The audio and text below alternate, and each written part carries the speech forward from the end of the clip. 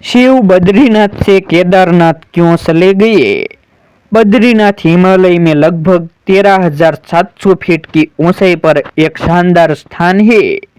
बद्रीनाथ के बारे में एक पौराणिक कथा है। यहीं पर शिव और पार्वती रहते थे। एक दिन शिव और पार्वती सैर पर निकले। जब वे वापस आए तो उनके घर के प्रवेश द्वार पर एक छोटा बच्चा रो रहा था। इस बच्चे को फूट फूट कर रोते देखकर पार्वती की मातृत्व जाग उठा और वह जानकर बच्चे को उठाना चाहती थी। शिव ने उन्हें रोका और कहा, उस बच्चे को मत छुओ। पार्वती ने कहा, कितने निर्दयी है आप ऐसा कैसे कह सकते हैं?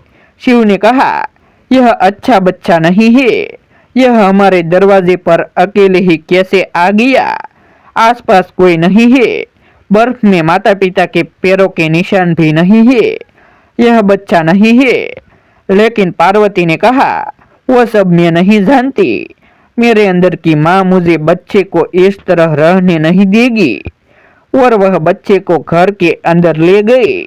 बच्चा बहुत आराम से उनकी गोद में बैठा था और शिव की ओर बहुत प्रसन्नता से देख रहा था। शिव को इसका परिणाम पता था, लेकिन उन्होंने कहा, ठीक है, देखते हैं क्या होता है। पार्वती ने बच्चे को दुलारा और खाना खिलाया और उसे घर पर छोड़कर शिव के साथ पास ही गर्म पानी के झरने में स्नान करने चली गई। जब वे वापस आई तो उन्होंने पाया कि दरवाजे अंदर से बंद थे। पार्वती हैरान रह गई। दरवाजा किसने बंद किया है? शिव ने कहा, मैंने तुमसे कहा था इस बच्चे को मत उठाओ। तुमने उस बच्चों को घर में ले आई और अब उसने दरवाजा बंद कर लिया है। पार्वती ने कहा, हम क्या करें? शिव के पास दो विकल्प थे। एक तो अपने सामने मौजूद हर चीज को जला देना, दूसरा बस कोई दूसरा रास्ता ढूंढकर चले जाना। तो उन्होंने कहा, चलो कहीं और चलते हैं, क्योंकि यह तुम्हारा प्यारा बच्चा है। मैं इसे छू नहीं सकता।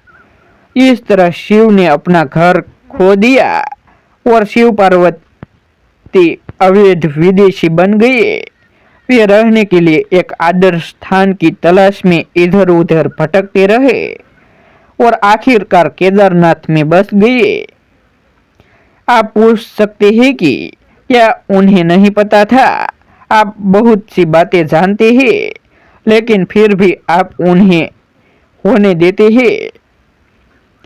शिव को हमेशा एक बहुत शक्तिशाली आत्मा के रूप में देखा जाता है।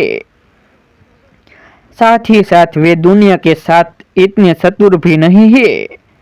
तो शिव के एक रूप को भोलानाथ के रूप में जाना जाता है, क्योंकि वे बाल सुलभ है।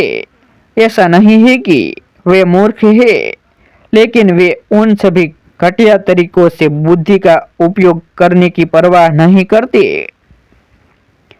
यह केवल चतुर और निम्न स्तर की बुद्धि ही है, जो लगातार यह सोचती रहती है कि किसी से बेहतर कैसे बने। बुद्धिमत्ता और चतुराई दो अलग अलग चीजें हैं। चतुर हमेशा किसी दूसरे से तुलना में होता है। बुद्धिमत्ता किसी दूसरे से तुलना में नहीं होती। यह बस अपनी ही प्रकृति से होती है। बुद्धिमत्ता महत्वपूर्ण है, क्योंकि बुद्धिमत्ता कभी प्रतिस्पर्धा में नहीं होती। यह बस जीवन की अभिव्यक्ति है। कमेंट में हर हर महादेव लिखना ना भूले। फिर मिलते हैं एक नई स्टोरी के साथ। आभार।